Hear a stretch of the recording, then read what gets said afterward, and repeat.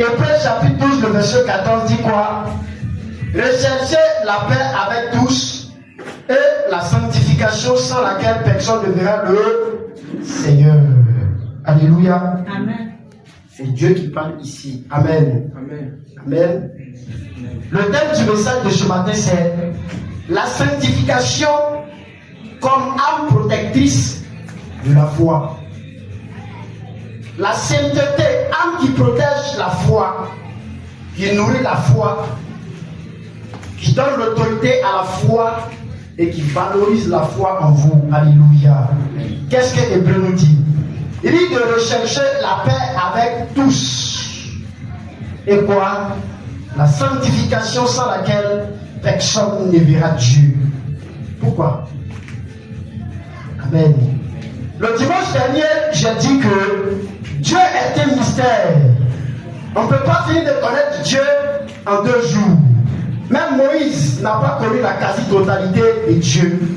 Le prophète Élie n'a pas connu la quasi-totalité de Dieu. Quand Dieu se révèle à vous, il se révèle à vous, il va se montrer à vous.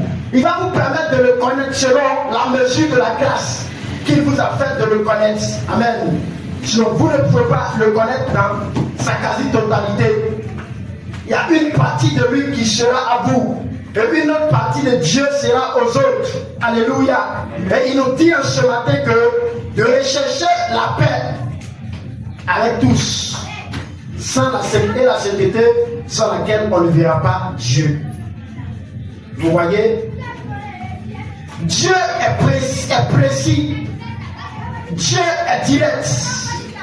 Dieu ne parle pas dans un but quelconque de est-ce qu'ils vont me croire ou ils ne me croiront pas. Dieu parle. Le premier élément qu'il vise quand il parle, c'est pour le salut de l'homme qu'il parle. Quand Dieu décide d'envoyer sa parole vers les hommes, ce n'est pas pour que les hommes l'acceptent ou ne l'acceptent pas, mais il parle dans le but que personne n'arrive un jour à dire qu'il n'y a pas eu de moyen pour cette personne-là d'être sauvée. Il n'y a pas eu de moyen pour cette personne-là, c'est-à-dire de très vite ranger sa vie, être agréable à Dieu, que Dieu se sert de cette personne comme un canal, comme un moyen pour se glorifier. Alléluia. Amen. Alléluia. Amen. Alléluia. Amen. Aujourd'hui, beaucoup sont malades spirituellement. Mais physiquement, quand vous les voyez, vous allez croire que tout va bien chez eux. Pendant que spirituellement, il y a un grand problème qui se passe. Ils sont dominés par le monde des occultes. Ils sont dominés par le monde des ténèbres. Ils disent qu'ils ont la foi, mais leur foi ne peut pas répondre aux problèmes face auxquels ils sont confrontés. Ils disent qu'ils ont la foi, mais leur foi ne peut pas travailler à leur compte pour qu'ils soient des enfants dignes de vivre dans la plénitude de la grâce de Dieu.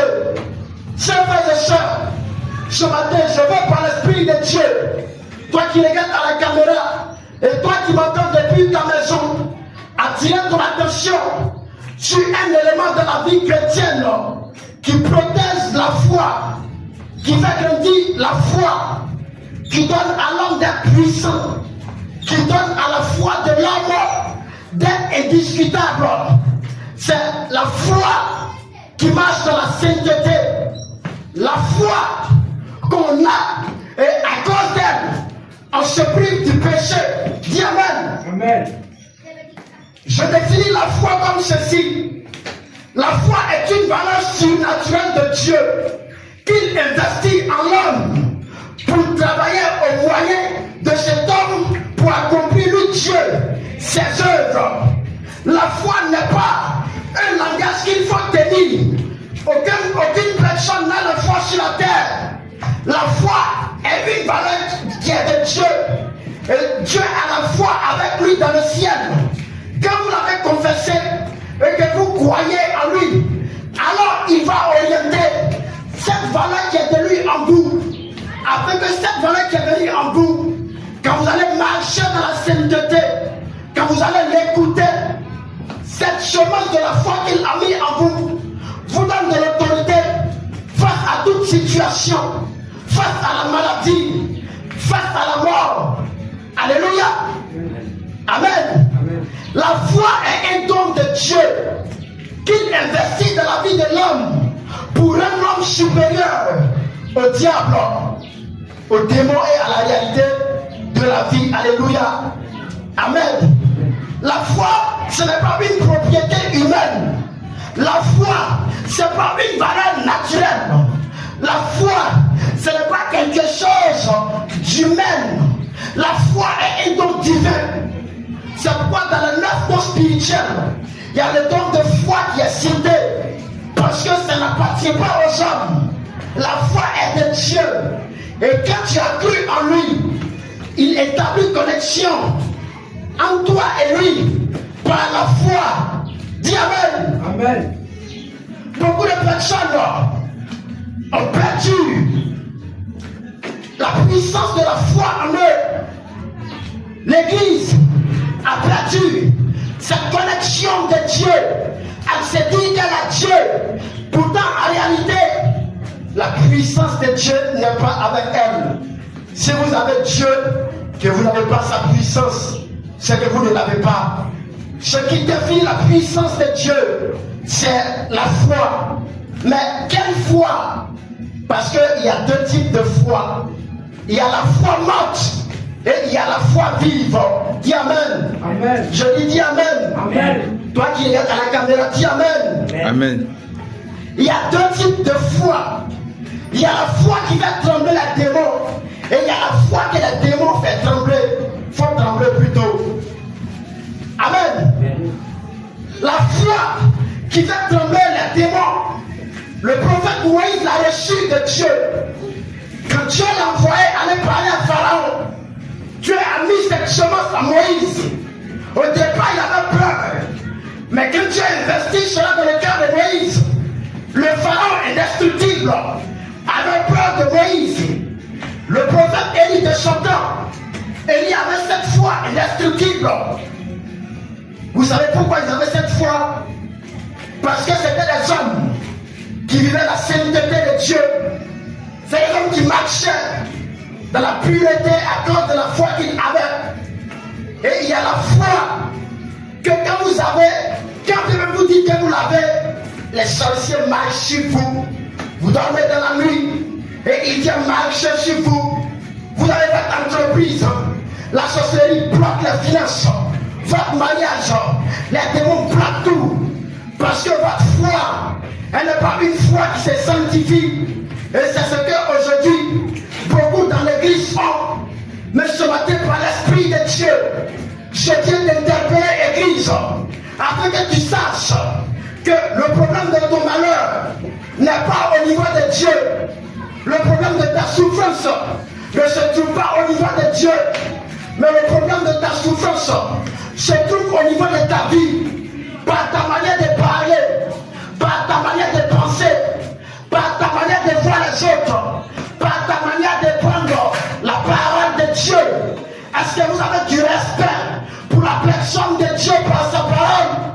Est-ce que vous avez la considération pour la parole de Dieu?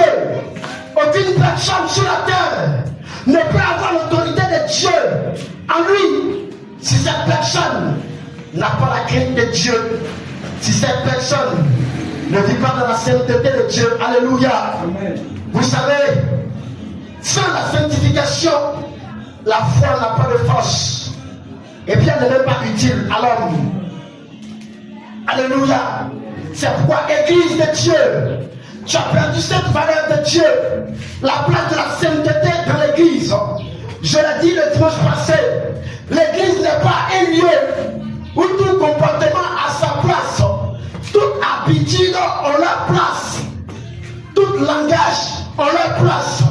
Dans l'église de Dieu, il y a un seul langage, un seul comportement, un seul caractère qui a sa place.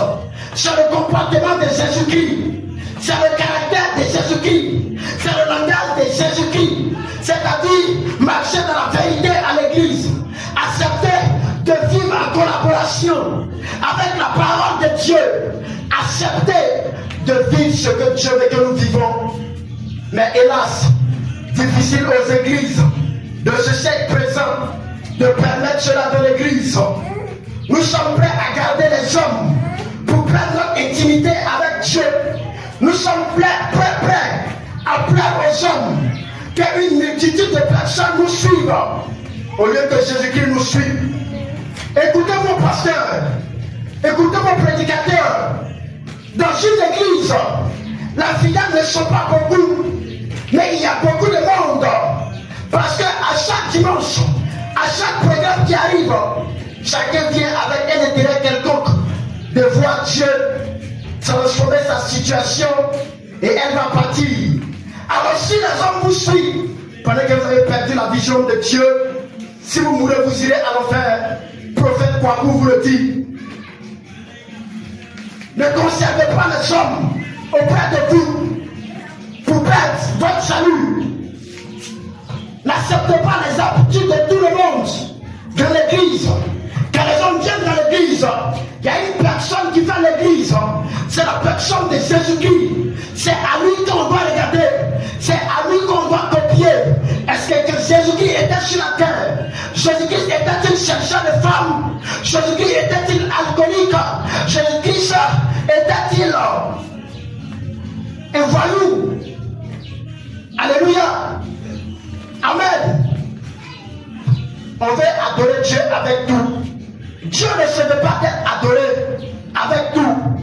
C'est pourquoi Dieu a dit à Moïse, quand tu m'élèveras un autel pour me faire des sacrifices et actions de grâce sur cet autel-là, que la pierre de ciseaux ne soit pas passée dessus. Dieu vit dans ce qu'il y a de lui. Dieu n'a pas besoin de prendre ce qu'il y a de l'homme pour démontrer qu'il est Dieu. Ce n'est pas l'homme qui a choisi Dieu. La parole dit quoi? Avant que le ciel ne soit, il était. Et la Bible nous dit, au commencement était la parole. La parole était avec Dieu et la parole était Dieu. Ne laissez personne vous tromper. Les temps dans lesquels nous sommes, les temps sont mauvais. Les enfants de Dieu ont des ennemis partout, sans le savoir. Vous déménagez, vous prenez une nouvelle maison. Quand vous arrivez, vous n'avez rien fait aux gens, mais ils ne vous aiment pas. Ils vous aiment. Ils disent des choses négatives sur votre vie. Dieu vous envoie. Allez faire le ministère, allez évangéliser, allez poser un acte à l'endroit des autres. Et d'autres sont là-bas. Ils ne sont pas contents. Parce qu'aujourd'hui, le prince de la puissance des ténèbres est à l'œuvre dans les fils de la rébellion. Qu'est-ce qu'il peut sauver les enfants de Dieu de ces fléaux? Qu'est-ce qu'il peut délivrer les véritables enfants de Dieu? C'est la foi manifestée dans la pureté. Alléluia. C'est la foi qui est manifestée dans la sainteté. Alléluia. Vous savez, sans la sainteté, la sanctification, la foi existe, mais elle n'a pas de force pour apporter de solutions au désir du cœur de l'homme. Il y a des gens, quand vous les voyez, moi, c'est vrai que je les vois comme ça, mais je crois. Son je crois qu'il dit là, ça ne peut pas lui-même apporter sa délivrance. Parce qu'il dit qu'il croit, mais il cherche pas les gens. Il dit qu'il croit, il ment. Il dit qu'il croit, il vole. Cette foi-là, Dieu ne descend pas sur cette foi-là pour opérer de miracles. C'est pourquoi si vous êtes dans le mensonge, si vous êtes dans l'occultisme, vous faites des pratiques occultes et que vous faites des miracles, sachez que le Seigneur s'est retiré de vous. Mais désormais, l'ennemi opère avec vous pour que si vous mourrez, vous allez à l'enfer. Vous pouvez vous repentir. Jésus va vous reprendre et vous verrez que l'action va changer. Alléluia. Alléluia. Beaucoup sont dans des choses comme ça. Moi là, je crois. C'est vrai, ma vie n'est pas trop ça. Mais je crois. Dieu n'est pas dans trop ça. Dieu est dans ce qui est ça. Dieu est dans sa parole. Dieu n'agit pas au-delà de sa parole dans ta vie. Si la parole de Dieu qui est dans ta vie ne vaut pas 10%, Dieu ne travaillera pas à hauteur de 10% dans ta vie. Si la parole de Dieu, la sainteté de Dieu qui est de toi est 2%, Dieu va travailler au rythme de 2% avec toi. Il n'y a pas longtemps, je priais. Je crois que j'ai fait 1 heure de temps. Je voulais me procéder prier comme ça. J'ai fait 1 heure de temps. Et le Saint-Esprit m'a enseigné. Le Saint-Esprit a commencé à me parler. Il dit, tu vois, en seulement 1 heure de temps, tu as prié. Tu as vu ce que je t'ai fait savoir. Tu as vu ce que je t'ai montré. C'est-à-dire quoi? Plus tu donnes ton temps à l'esprit, plus l'esprit t'utilise, plus l'esprit se révèle à toi. Moins tu donnes ton temps à l'esprit, moins il va t'utiliser, moins il va se révéler à toi. Alléluia. Alléluia. Vous devez marcher dans la foi de la sainteté. C'est cette foi-là qui donne à Satan de reculer. Beaucoup de nous, les prédicateurs aujourd'hui, beaucoup veulent parler comme les autres.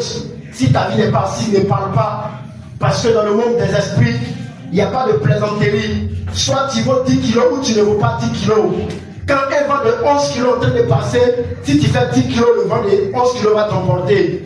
Mais quand vous avez la foi qui est bâtie dans la sainteté, si un vent de 1000 kilos vient, moi, je suis indéracinable au nom de Jésus. Amen. Alléluia. Amen.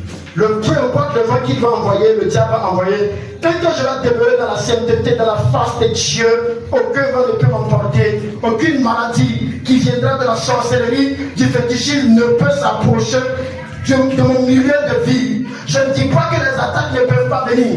Les attaques viennent parce que Dieu est en train de me former. Dieu est en train de me préparer.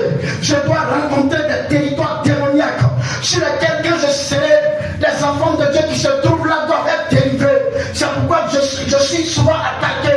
Dieu permet les attaques pour que mon âme soit solide, pour que ma vie soit puissante et que je ne tremble pas.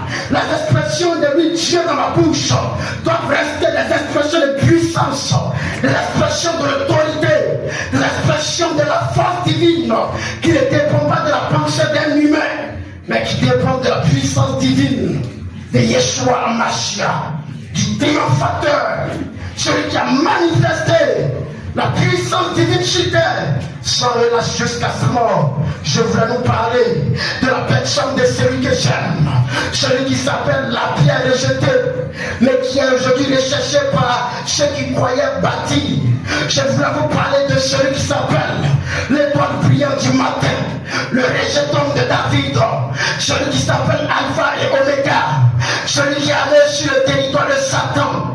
Lui, il a défié Satan. Il a vaincu Satan. Il allait dans le monde de l'esprit de mort, dans le séjour des morts. Aucun esprit n'a pu bloquer le passage de Jésus-Christ. Pendant qu'il passait, la lumière divine qui était sur lui donnait aux démons de